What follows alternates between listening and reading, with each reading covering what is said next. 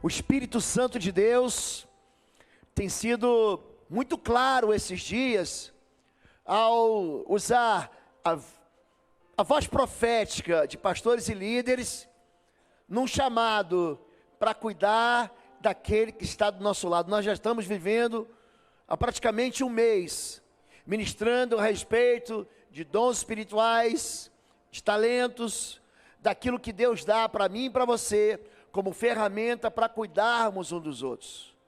Estamos sendo desafiados para que todos os ministros, todos os homens, todas as mulheres, todos os jovens e adolescentes, e todos aqueles que querem participar, sejam integrados a pelo menos um ministério da igreja. Pelo menos um ministério. Hoje pela manhã, nós ministramos em cima de Eclesiastes capítulo 3, eu vou falar um pouquinho sobre isso ainda, há tempo para tudo debaixo do sol. Mas também ministramos sobre 3 parábolas, que estão no capítulo 25 do Evangelho de Mateus. Ali, Jesus, depois de ser muito contundente contra os fariseus e mestres das leis, no capítulo 23, os seus discípulos então, saindo do templo, perguntam: qual o sinal da tua vinda? Quando vai acontecer? E Jesus diz: olha, quando vai acontecer, nem os anjos do céu, somente o Pai sabe. Esse dia e hora vai vir como um ladrão, vai ser um dia surpreendente. Jesus alerta, vai ser um dia que ninguém vai esperar. Não vai ter uma voz profética como que vai ser no dia tal, se prepara. Paulo escreve aos Tessalonicenses dizendo: olha, no abrir e pescar de olhos, a igreja vai ser levada. Deus, com voz de alarido de arcanjo, vai tocar uma trombeta. E aí, depois dessa trombeta tocada, a igreja vai ser levada. Então existem sinais da vinda do Filho do Homem. E depois, Jesus emenda no capítulo 25, 3 parábolas. E nessas 3 parábolas, ele enriquece a nossa mente, a nossa criatividade, com elementos que dizem respeito ao juízo final. E ele fala sobre a parábola de um homem que sai para viajar e entrega nas mãos dos seus servos, de 3 servos, talentos. Entrega para uns 5 talentos, cada talento 35 quilos de ouro. É isso que tem um talento. Para um ele entrega 30 talentos, ou seja, 175 quilos de ouro. Para outro ele entrega 2 talentos, 70 quilos, e para outro ele entrega 1 talento. E depois de um tempo ele volta, e aquele que tem 5 multiplica, e tem mais 5 que tem 2 multiplica, e tem mais 2, e esses 2 recebem a seguinte palavra: vem, entra na alegria do seu Senhor.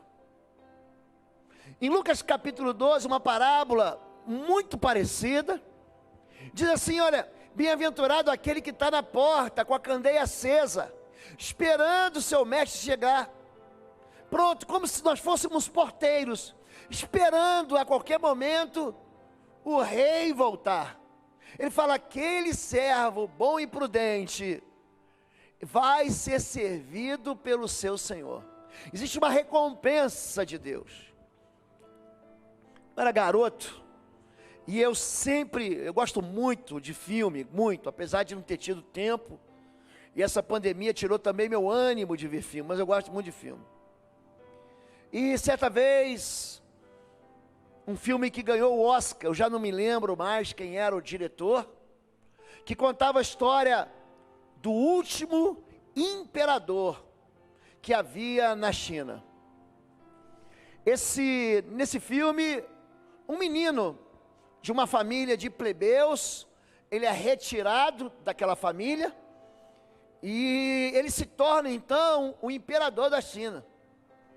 E ele, dentre aqueles irmãos que ele tinha na família, um vem visitar ele depois de muito tempo. E eles com saudade, e aí o imperador, mas ainda o menino, pergunta para o seu irmão: como é que está o papai? E ele fala assim: continua do mesmo jeito, e agride a gente. Aqui eles batem em você? O irmão pergunta: não, aqui eles não batem não. Então ele fala: vou te mostrar uma coisa.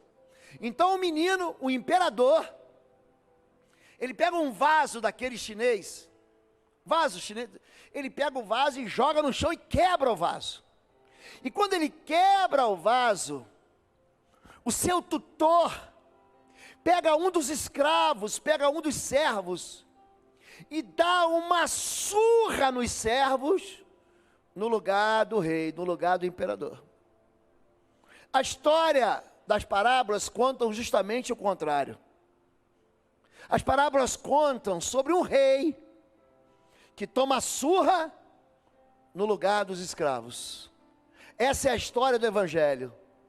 Um Deus que apanha, um Deus que toma surra de vara, que toma soco na cara, que é cuspido, que é desprezado, que é humilhado, que é crucificado por causa do pecado dos servos. Essa é a história do Evangelho de Jesus Cristo. É isso que escandaliza quem não é crente.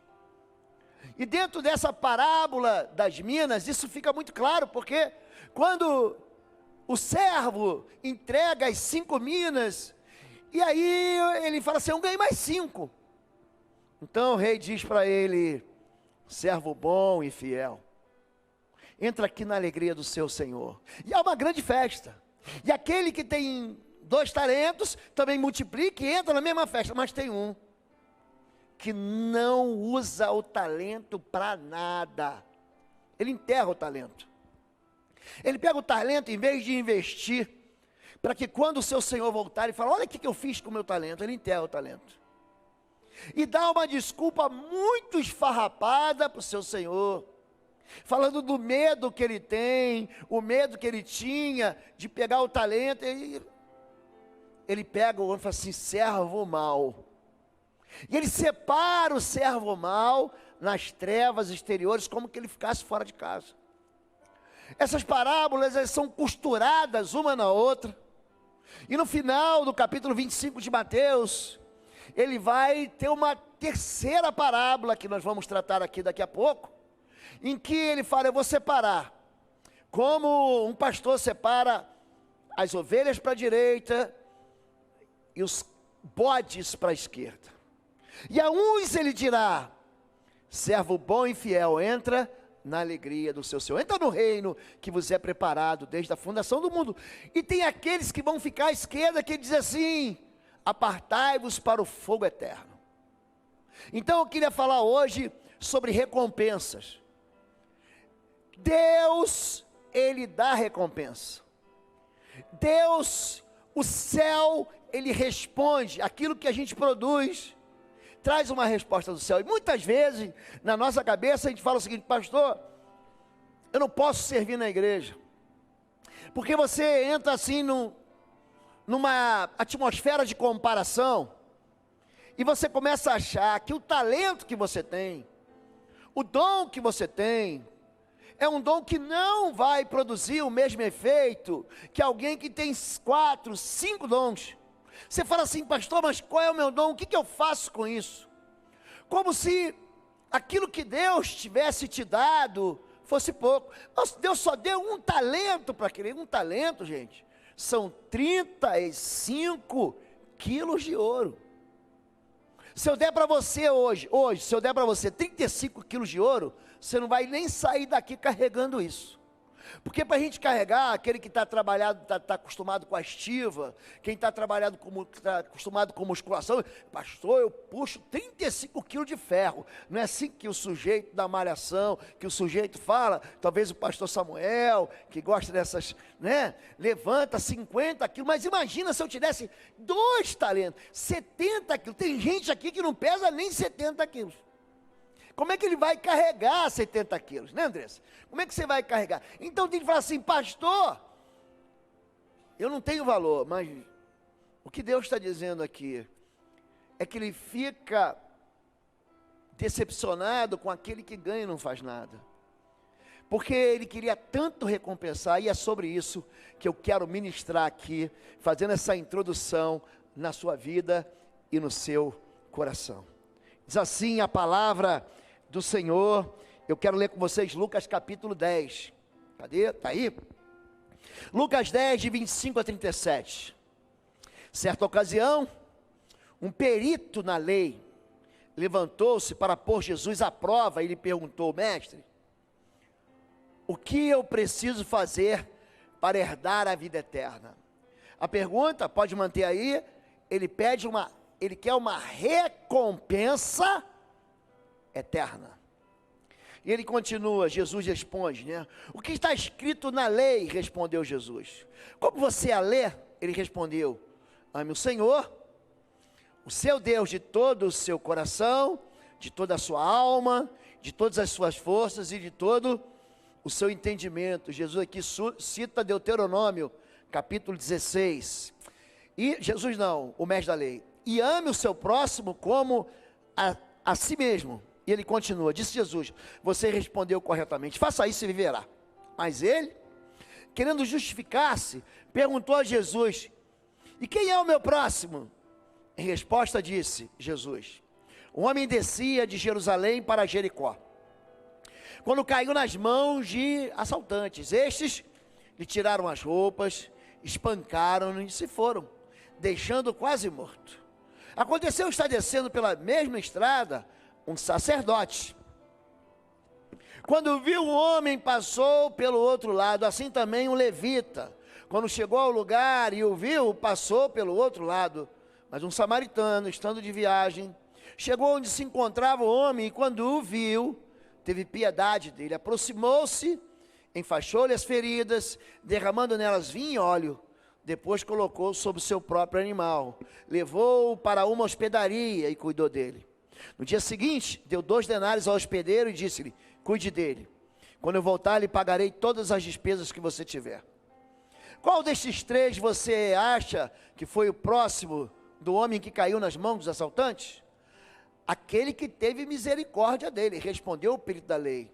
Jesus lhe disse: vá e faça o mesmo. Quando a gente fala assim, que dó.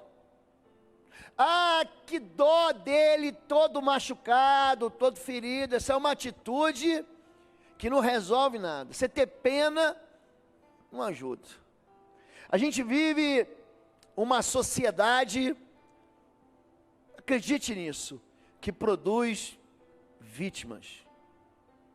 Nós recebemos um menininho e ele ficou vindo com a gente no tempo que nós não podíamos receber as crianças porque estávamos na pandemia e também as obras. E aí uma das professoras resolveu abrir uma salinha dentro da sala que hoje é a casa pastoral. E aquele menino recebeu da professora uma revistinha dessas da escola bíblica. Hoje não temos isso, temos um material só nosso, produzido pelo nosso próprio time do Talmidim Kids. E aquele menino que recebeu aquela revistinha toda bonitinha, voltou no domingo seguinte, ele mora aqui perto inclusive, numa comunidade perto de nós, voltou com aquela revista toda estragada. E no outro domingo, ele já não tinha mais a revista, já tinha saído folha da revista. E aí você vai entrar dentro da complexidade da vida de uma criança. Não é que ele é relaxado, não é que ele é mal educado, não é que ele não tem cuidado com as coisas, mas ele vive dentro de uma casa em que os próprios irmãos desencorajam a presença dele na igreja. Essa criança dentro de casa, ela recebe a hostilidade da sua própria família por estar vindo dentro da igreja do Senhor para aprender. Não é que ele rasga a revista dele, não é que ele não tem cuidado com as coisas dele, é que o irmão dele pegou a revista e jogou para o outro, e o outro jogou para o outro, e o outro jogou para o outro, e destruiu a revista dele. As pessoas chegam na igreja como aquele homem que descia de Jerusalém para Jericó. É assim, as pessoas, assaltantes, o assaltante, ele chega em você quando também você não está esperando. Jesus, ele fala isso, a vinda dele será como um ladrão na noite. Então você está bem distraído, de repente alguém vai e encosta uma arma, encosta uma faca, ou coage você de alguma maneira, ele vai te coagir a tomar o que é teu e dar para ele. Mas muito mais do que isso, esse criminoso, ele castigou a ponto de deixar ele morto. E toda a conversa começa, qual o motivo da conversa? É a recompensa do céu. O que eu devo fazer para herdar a vida eterna? O que eu devo fazer para conquistar aquilo que todo mundo quer? Porque ninguém quer ir para o inferno não, pastor. A gente quer ir para o céu. E Jesus, ele dá uma resposta muito simples. O que está escrito na lei? E aquele perito na lei, ele conhece a lei, mas não sabe colocar a lei em prática. Então Jesus tem que contar uma historinha para ele, tem que contar uma parábola, ele tem que fazer que o céu seja bem explicado dentro da linguagem do ser humano. E ele encontra então, ali o homem jogado no chão, o homem desprezado, um homem roubado, um homem massacrado, e aí passa quem? Alguém que devia cuidar, um sacerdote. E passa outro alguém que também devia cuidar, o levita. Mas eles dão de ombros, como quem diz, cada um com seus problemas. Até que vem um samaritano, e você que talvez não entenda como que essa parábola e as parábolas de Jesus chocam aquelas pessoas que viviam naquele tempo. O samaritano, gente, era alguém tão desprezado pelo Israel, que nem a oferta que eles entregavam, que eles fossem entregar no templo, não servia de oferta. O sacerdote, não traz tua oferta não, que tua oferta é podre. Não traz moeda para cá, nem de ouro, nem de prata, porque isso não, Deus não vai receber. Eles eram excluídos, eles eram como se fosse um povo misturado. Eles não eram aceitados, e eles eram tratados como desprezíveis. Os judeus diziam que os samaritanos faziam parte do combustível do fogo do inferno. Você nasceu só para ir para o inferno. E Jesus faz o samaritano virar o herói da parábola. Ele pega o moço, ele se aproxima com cuidado.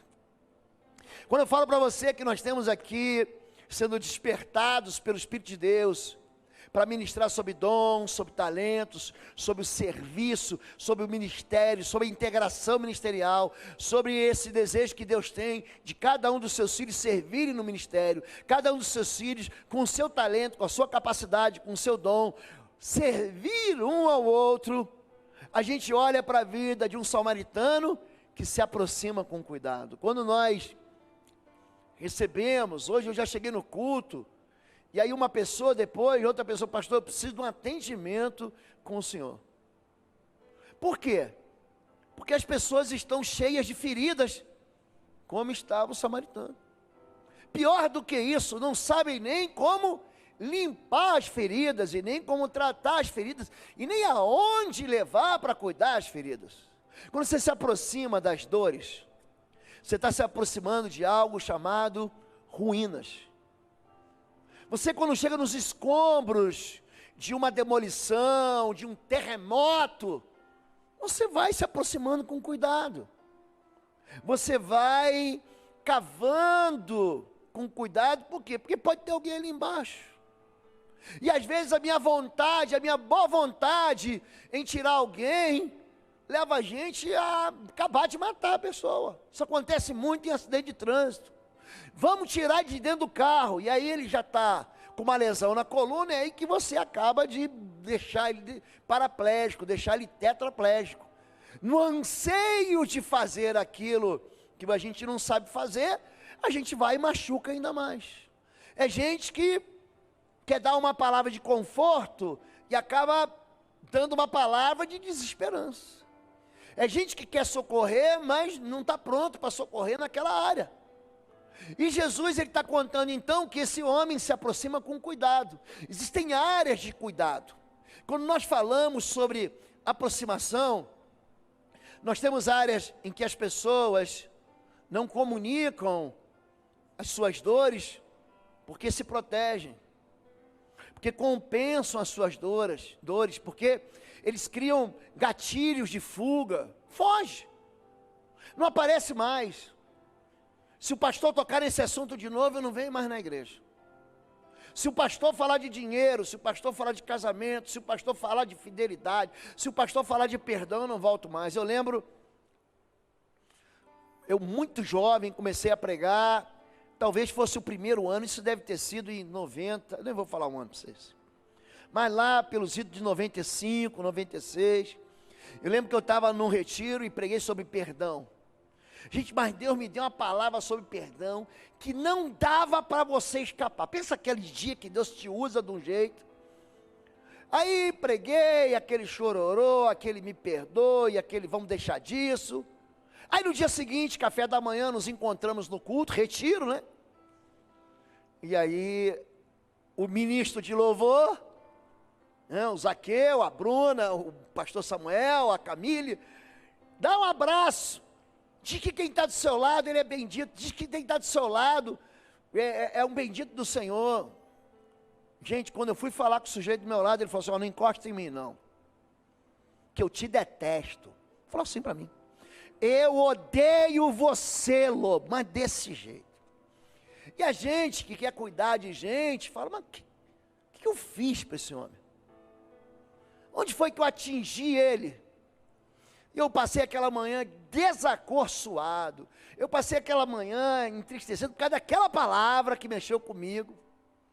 Aí na hora do almoço a esposa dele veio falar comigo, falou, pastor, esse homem, meu marido, ele sofreu tantos abusos do seu pai, do pai dele, que ele não consegue olhar para a paternidade, nem para Deus de uma maneira saudável não. O pai dele arrasou ele. E depois eu fui saber exatamente qual era a história e como ele estava infeccionado emocionalmente, espiritualmente, como tinha pus espiritual na vida daquele homem.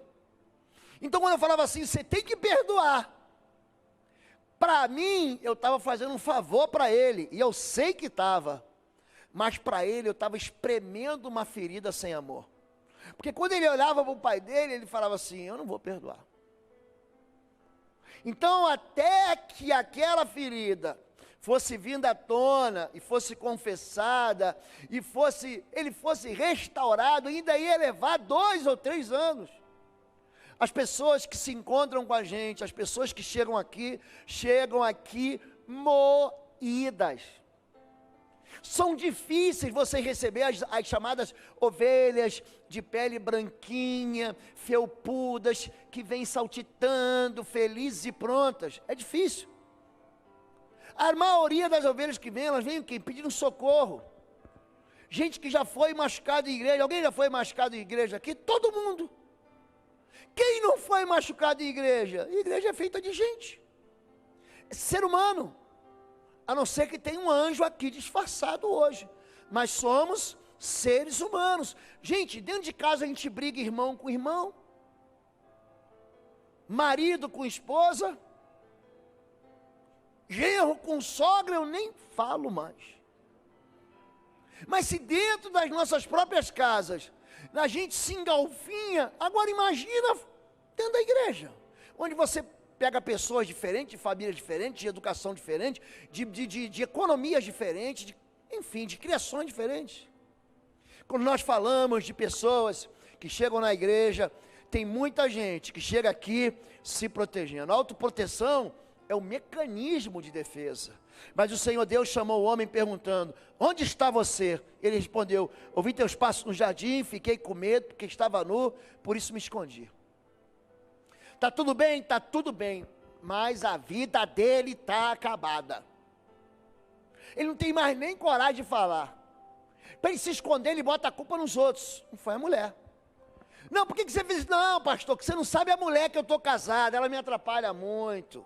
Você não sabe o homem que tem lá em casa, o pai que me tem. Você não sabe, pastor, e meu trabalho? Pastor, você nem imagina como é que é meu chefe.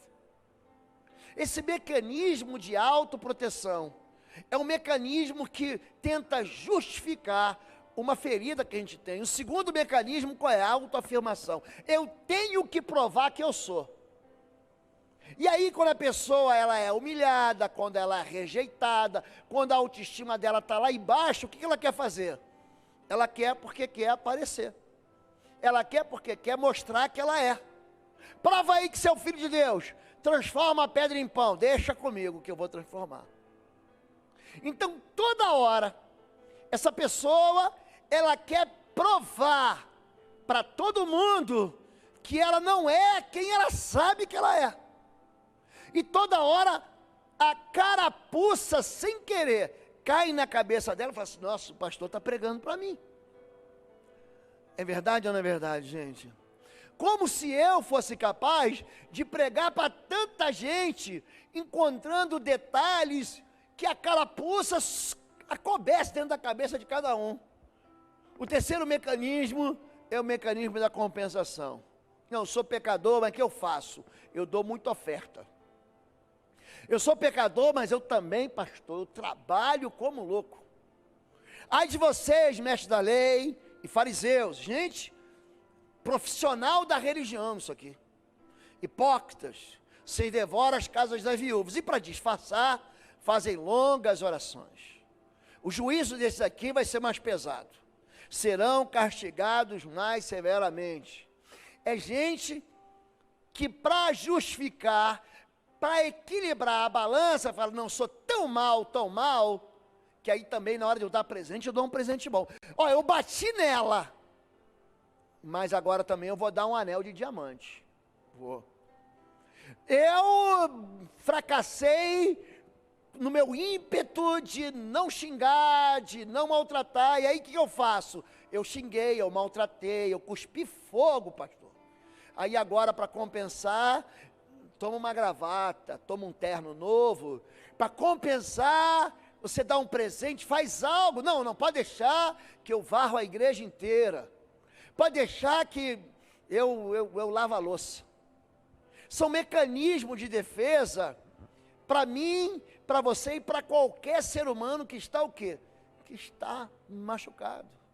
É gente que está à beira do caminho, que você vai se aproximar, ele não deixa tocar na ferida, ele esconde, ele mente. Ele fica buscando religiosidade. Eu fico impressionado como a igreja de Jesus, ela cai nas armadilhas da religiosidade. Como é que tem gente hoje, que eu falo, e é interessante que até a minha geração, talvez a geração menor, o povo gostava de ler, hoje ninguém mais gosta de ler. O povo fica só, já foi o tempo de e-mail, não existe mais e-mail. Agora é WhatsApp e ninguém escreve mais, daqui a pouco o povo vai parar de aprender a escrever. Ninguém bota mais o verbo no infinitivo, ninguém consegue construir uma frase direito sem o erro de português. E para mim, que sou autor, eu tenho um problema sério com isso. Eu bato o olho e falo: não é possível que ele escreveu isso aqui. Mas você fala assim: você viu o que ele escreveu? Mas o quê? Está tudo certo. Então não é uma vírgula, não é uma crase, não é, a pessoa não consegue fazer uma concordância verbal, uma concordância nominal, porque esse mundo está fazendo a gente se afastar da Escritura. Pior do que isso, a gente fica ignorante e fica buscando o texto fora do contexto, capturando: Deus me disse, Deus me revelou, absolutamente fora da verdade, da realidade, da globalidade bíblica. Então, quando a gente fala de alguém que está trabalhando para o reino, um samaritano que se torna o herói, o ministério que a gente tem exige da gente trabalho. Tem muita gente que vai querer ganhar as tuas medalhas, mas a maioria das pessoas não quer ter o esforço que você tem. Você sabe quanto é que custa para um atleta ganhar uma medalha de ouro numa Olimpíada? A gente está ali, liga a televisão, correu 100 metros rasos, que beleza, foi rapidinho. Ele nasceu assim.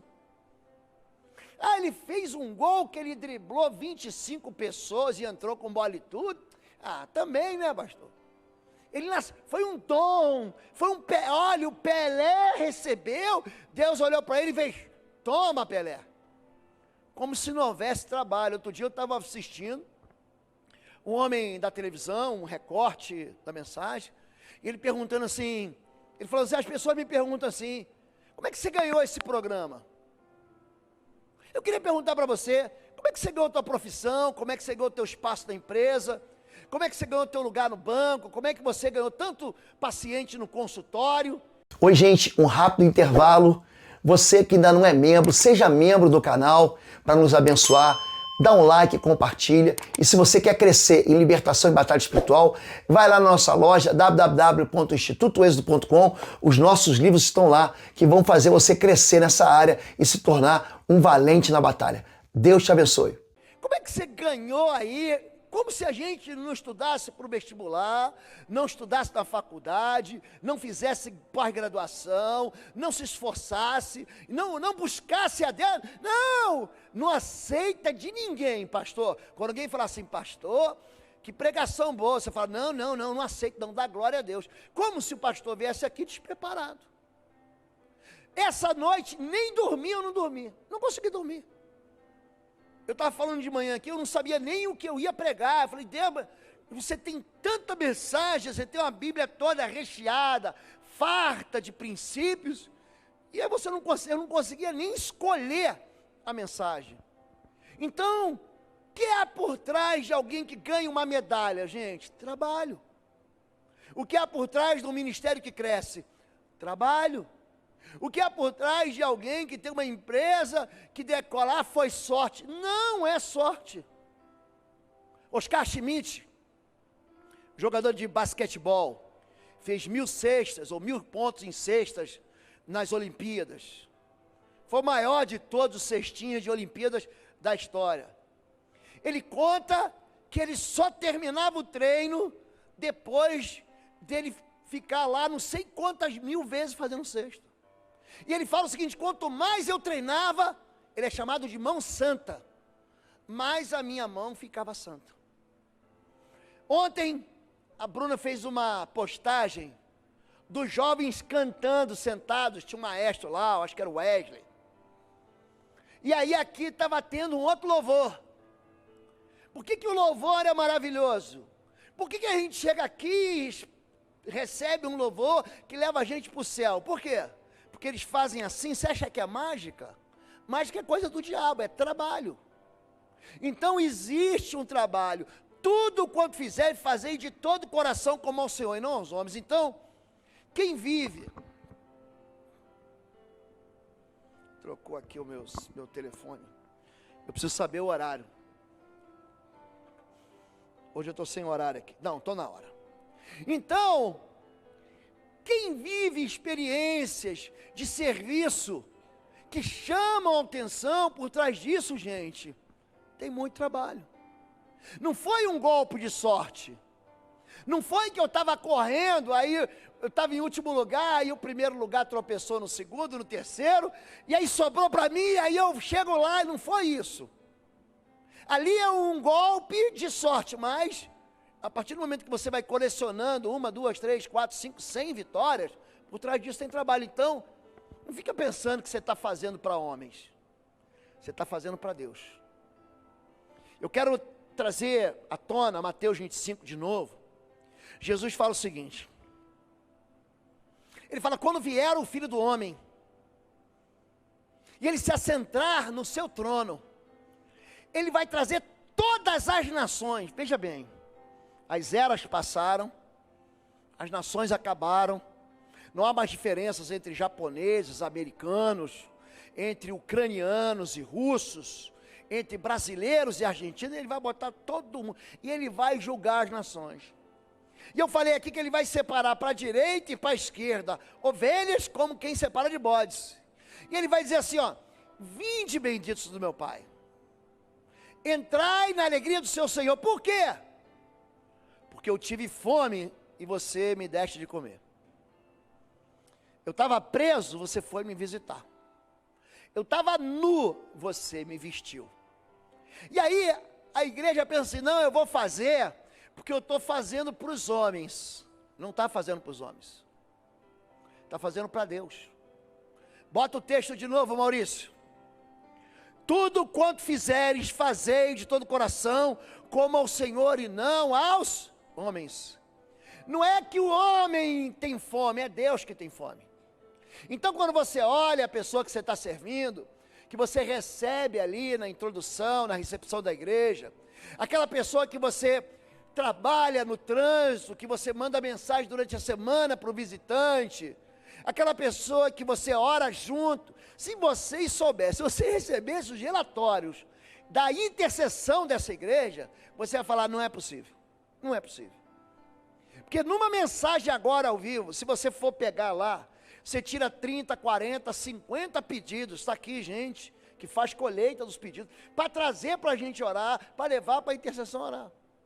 Só que quando você está falando, ele não está falando que você orou pela pessoa, você orou, mas você atingiu o coração de Deus. Quando fizestes a um desses pequeninos, você fez a mim. O que Deus está falando é que quando alguém está com fome, quando alguém está com sede, quando alguém está doente, quando alguém está preso, e quando você vai lá e serve essas pessoas, você não fez o bem para as pessoas. Ele está dizendo que você fez o bem para ele. Quando fizestes a um desses pequeninos, a mim, foi a mim que vocês fizeram. Número 2, existe um tempo para tudo debaixo do sol. A gente viveu tempo de abraçar e tempo de afastar-se. É isso que Eclesiastes diz. Há tempo para tudo debaixo do sol. E agora o tempo, ele aponta. Dia 17, vamos ter na nossa cidade mais um decreto. Estamos todos esperando o quê? Que as máscaras caiam nos lugares chamados de lugares abertos. Que na verdade já é isso que está acontecendo, e você vê muita gente já assim, caminhando no parque sem máscara, não para os lugares fechados, mas para os lugares, pelo menos nessa parte da história da pandemia. Alguns países fazem isso, algumas cidades já estão fazendo isso. Então, agora é tempo de quê? É tempo da gente reagrupar, é tempo da gente reunir, e é o tempo da gente se juntar para quê? Para dar pão ao que tem fome, para dar água a quem tem sede, para abençoar o amaldiçoado, para orar pelo doente, para levar remédio para quem está dentro do hospital e na cama, para visitar prisioneiro. Porque existe injustiça. Paulo, o apóstolo, ele ficou mais tempo dentro da prisão do que fora da prisão.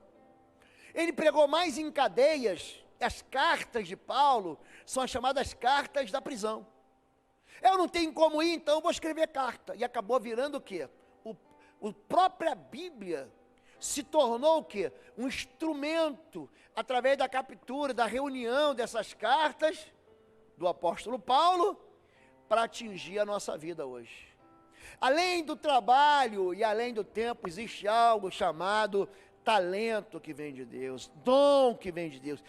Êxodo 31, de 1 a 5, disse então o Senhor a Moisés: eu escolhi a Bezalel, filho de Uri, filho de Ur, da tribo de Judá, e o enchi do Espírito de Deus, dando-lhes destreza, habilidade e plena capacidade artística para desenhar e executar trabalhos em ouro, prata e bronze, para talhar e esculpir pedras, para entalhar madeira e executar todo tipo de obra artesanal. Olha que coisa, deixa o texto aí. Aí você acha que o dom de Deus é só quando alguém manifesta línguas. É só quando alguém manifesta o poder de curar, de fazer maravilhas. Mas ele está dizendo aqui que o Espírito de Deus deu habilidade, deu capacidade, deu destreza para alguém executar aquilo que a gente chama de arte. Toda obra artesanal. E isso vem de Deus. Ele prepara uma pessoa, esse Bezalel, que não é nome de demônio, é nome de gente. E ele dá do Espírito de Deus para quê? Para ele fazer aquilo que ninguém faz. Eu venho aqui durante o dia, aí tem um irmão nosso que é um engenheiro técnico responsável. Gente, ele tem a vida dele.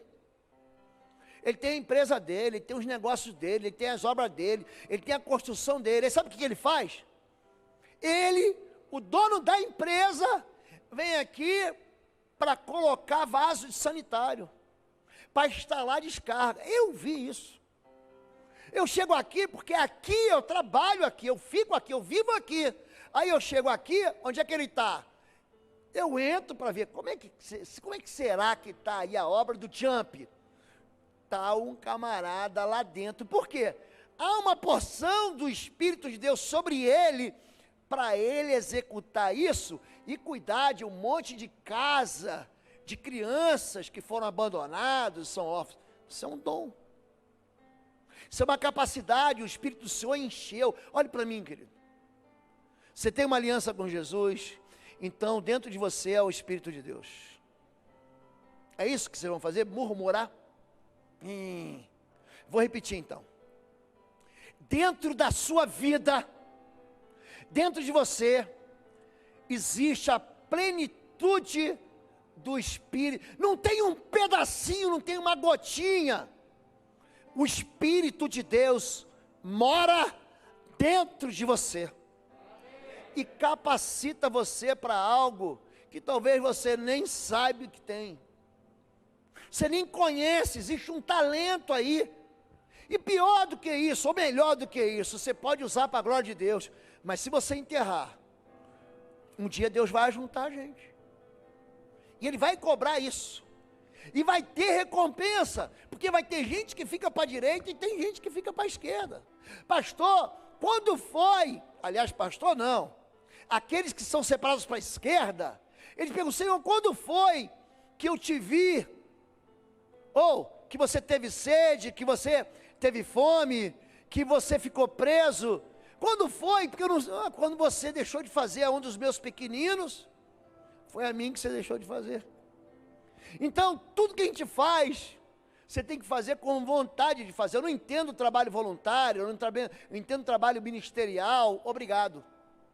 Vontade, o que suas mãos tiverem que fazer, faça que o façam com toda a sua força. Sabe por quê? Pois na sepultura, para onde você vai, não há atividade, nem planejamento, não há conhecimento, nem sabedoria. Então aproveita que você está pronto, aproveita que você está vivo. É isso que ele está dizendo. Paulo, o que você vai escrever? Eu vou falar assim, botar esse povo para trabalhar e para servir, porque eles estão vivos, porque daqui a pouco eles vão para a sepultura. Você não pode falar desse jeito. Salomão, fala do outro jeito. Olha, então é o seguinte, aproveita que você está vivo e serve a Deus com toda a tua força. O trabalho ministerial é um trabalho de gente que é competente. Ah não, pai, igreja não é empresa, aí eu vou fazer de qualquer jeito, coloca qualquer um. Não é isso não, gente.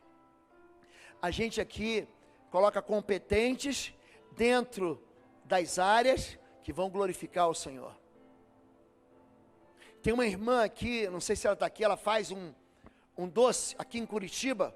Você pode achar estranho o apelido do doce, chama-se cueca virada. É uma espécie de uma rosquinha com canela, com açúcar, e ela faz quentinho. Ninguém faz igual. Você pode ir no restaurante. Gente, aqui eu tenho testemunha comigo dizendo que é verdade. Competência.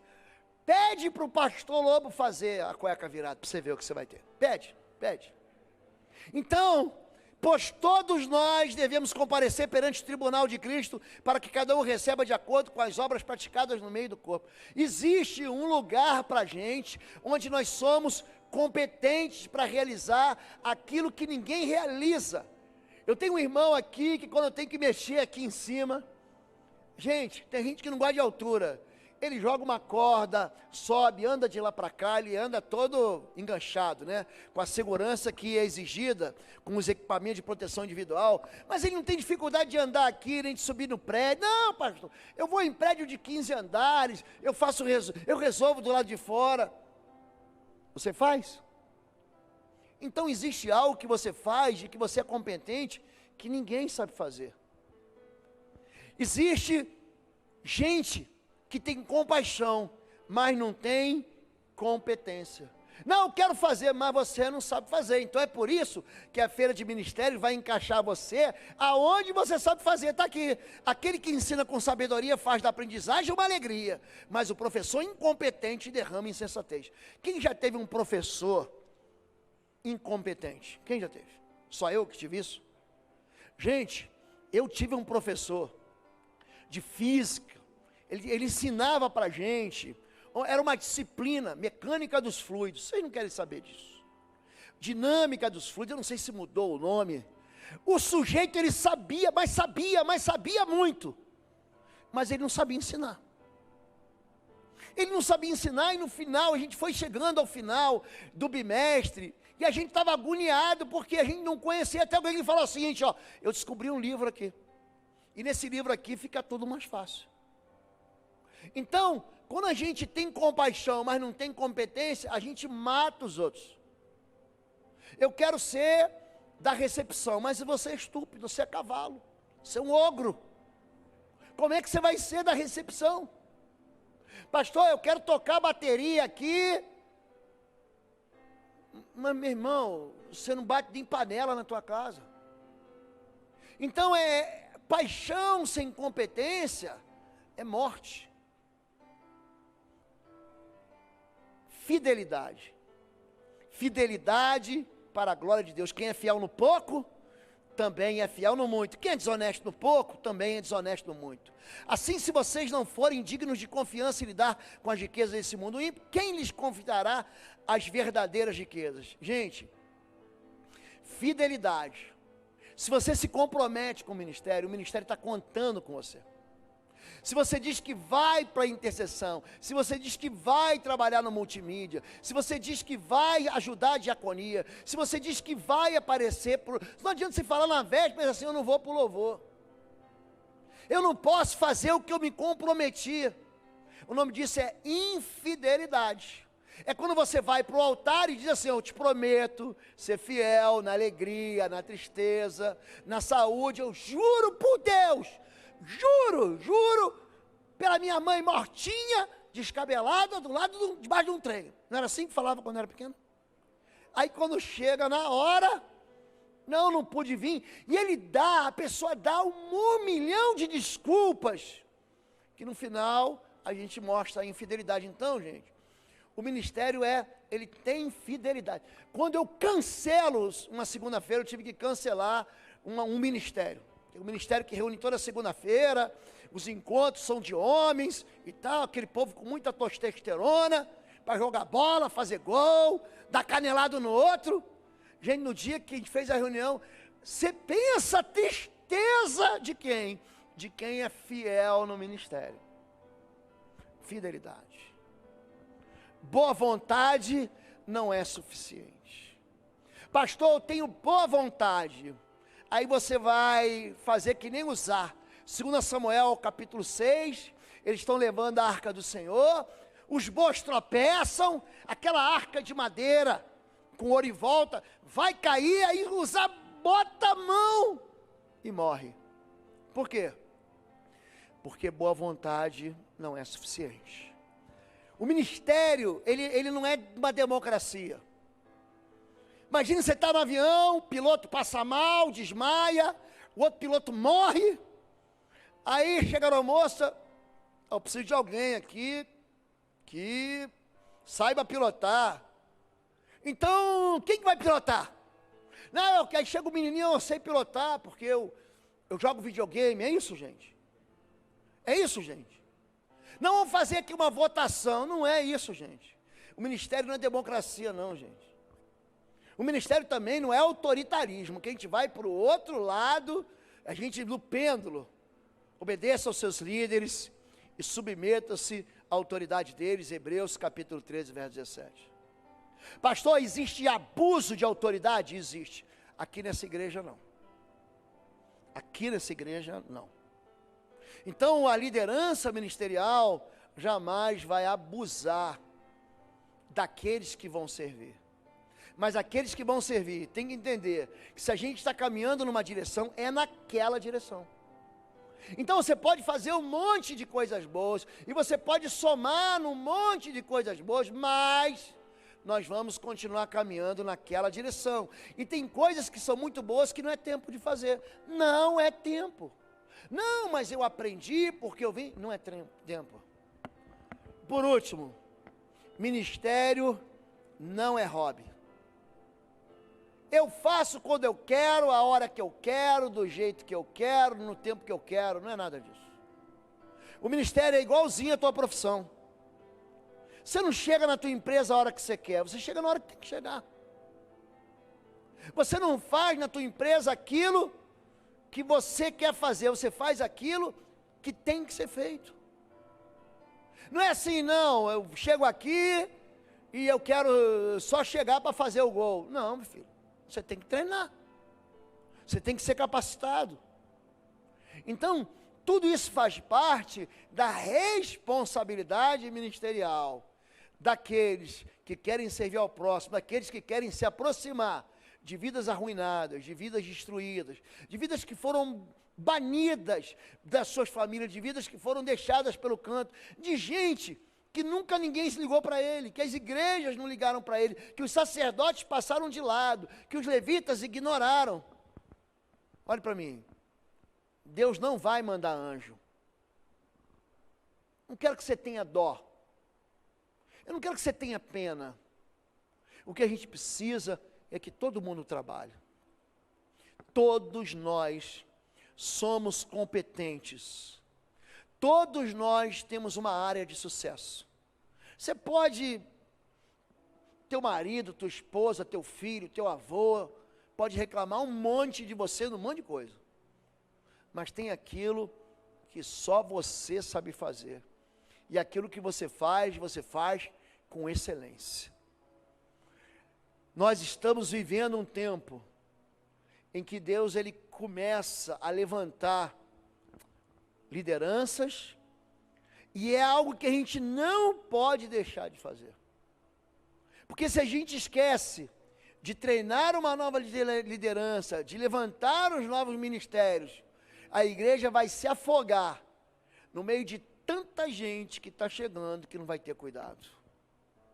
Próximo passo depois da feira de ministérios vai ser o exercício do treinamento de lideranças e depois trazer toda a igreja, ou pelo menos aqueles que podem, aqueles que querem, porque aqui ninguém é obrigado a nada, para dentro de uma célula, para que você seja muito bem cuidado, para que você receba. Aqui a igreja hoje tem clínica da alma, tem quarta-feira, tem família da fé, tem cá entre nós, tem vigília. Para quem quer orar muito, tem muita oração. Para quem quer estudar muito, tem escola bíblica, tem o IBBR College para todo mundo. Para quem quer aconselhamento, tem aconselhamento a semana inteira. Tem cuidado para todo mundo. Só que isso que a gente tem é pouco. E essa oportunidade que Deus está dando, é uma oportunidade que lá na frente, Deus vai cobrar da gente. Por quê? Porque tem gente que vai receber do Senhor uma palavra: vinde benditos do meu Pai. E tem gente que também vai receber uma palavra: apartai-vos de mim. São duas expressões que vão sair da boca do justo juiz, que vão sair da sentença do Rei da Glória. Porque quando ele voltar, ele vai dizer: entra para a alegria do seu Senhor, porque você serviu aos meus pequeninos, você abençoou meus pequeninos, e você cuidou dos meus pequeninos. Quando você pensou que estava no ministério, fazendo algo para o Bom Retiro, fazendo algo para a igreja, fazendo algo para o pastor, fazendo algo para as pessoas, você não estava fazendo para ninguém que não fosse o próprio Senhor. Porque eu que estava no doente, porque eu que estava no ferido, eu é que estava com fome, eu é que estava preso, eu é que estava num lugar afastado, e você foi me visitar, você foi me alimentar, você foi levar remédio, você veio e trouxe roupa para mim, foi você que trouxe comida na minha mesa. Todos nós. Esse é um chamado para toda igreja, e não é um chamado de coação, não é um chamado de obrigação, é um chamado de amor. Eu sirvo porque eu amo ao meu Senhor. Eu sirvo porque eu contemplo o futuro que está chegando. A gente está cada vez mais perto de um futuro aonde nós vamos ser levados para um lugar aonde o Senhor vai nos fazer experimentar as delícias do céu, a recompensa de Deus. Amém? Vamos ficar em pé em nome de Jesus. Eu quero fazer um pedido antes da gente orar. Você que está com o filho lá embaixo no Ministério Infantil, lá no Ministério Infantil, o pedido é que vá um só dos pais, está ficando muito tumultuado lá, tá bom? Então só um dos pais para buscar os seus filhos. Feche seus olhos em nome de Jesus. Nós temos um louvor para ministrar, mas eu queria pedir que você fechasse seus olhos. Quem você está esquecendo?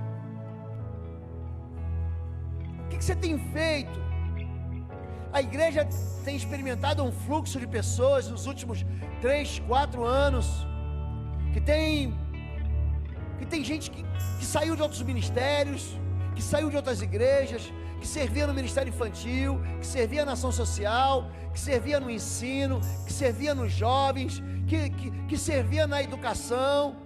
Existem outros ministérios que Deus está dando e está surgindo dentro da igreja. Eu quero convidar você para não ficar fora dessa tarefa de crescimento do reino. Ninguém vai fazer você participar do ministério que você não foi chamado para ele, mas todo mundo vai fazer questão que você faça parte daquele ministério que você sabe que você tem talento, que Deus te deu dom, que você tem capacidade criativa, que Deus te ungiu, que Deus está te movendo, que Deus está fazendo uma chama arder no seu coração. Quero fazer aqui um desafio. Em primeiro lugar, eu não posso deixar de fazer o desafio. Alguém aqui essa noite, a mensagem ela foi direcionada ao povo de Deus, mas há alguém aqui essa noite que está afastado do Senhor, que está afastado de Deus e que precisa consertar e pedir perdão ao Senhor e começar uma vida nova com o Senhor. Eu quero recomeçar a minha vida. Se há alguém aqui, só coloca a mão no seu coração, só isso. Eu quero começar uma vida nova. Deus abençoe todos vocês.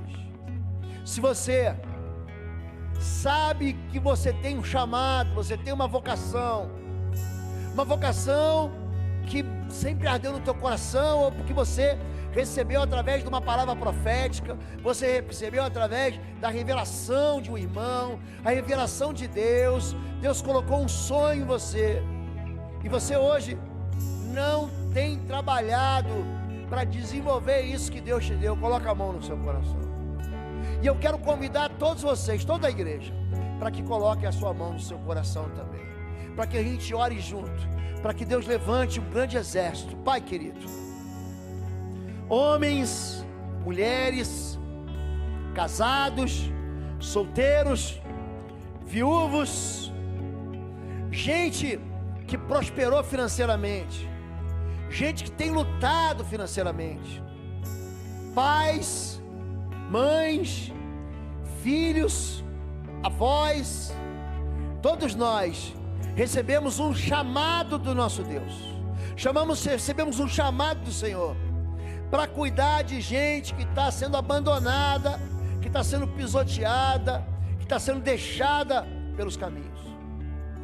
Pai, a história desse herói da Bíblia, desse herói sem nome, esse herói marcado pela geografia da sua cidade, Samaria, é a nossa própria história. Queremos que o Senhor, Pai, nos ajude a nos aproximar das pessoas, a chegar com cuidado nas vidas arruinadas, nas vidas destruídas, para derramar vinho, para derramar óleo, para colocar pessoas que não têm condições de caminhar em cima do lombo dos nossos cavalos, Pai. Nos ensina a levar para a hospedaria, para o hospital, nos ensina a trazer para dentro de ministérios, Pai. Ô Pai, abre o nosso coração dos recursos que vão ser necessários para suprir a necessidade dessas pessoas. A tua igreja, Pai, ela cresce por uma só razão: pela palavra profética do teu Filho Jesus, que declara que as portas do inferno não prevalecerão. Ela cresce porque um planta e o outro rega. É gente que trabalha, mas a gente sabe que é o Senhor que dá o crescimento. A tua igreja cresce porque teu Espírito Santo é que derrama sobre nós, trazendo plenitude da capacidade, plenitude para que em toda obra artística, Pai, a gente possa trabalhar. Tem gente que a arte é cozinhar, tem gente que a arte é tocar, tem gente que a arte é cuidar, tem gente que a arte é pregar, tem gente que a arte é cuidar um do outro. Que seu Espírito Santo, assim como desceu sobre Bezalel, desça sobre todos nós. Que o Senhor nos unja, Pai, para uma igreja que se move em fé, para uma igreja, Pai, que trabalha para a glória do Senhor, Tira toda a irresponsabilidade, toda a infidelidade, tudo aquilo que está no nosso coração, que nos afasta, Pai, de viver a plenitude do Senhor. E abençoa o ministério e o crescimento do ministério e a obra das mãos com a recompensa do Senhor.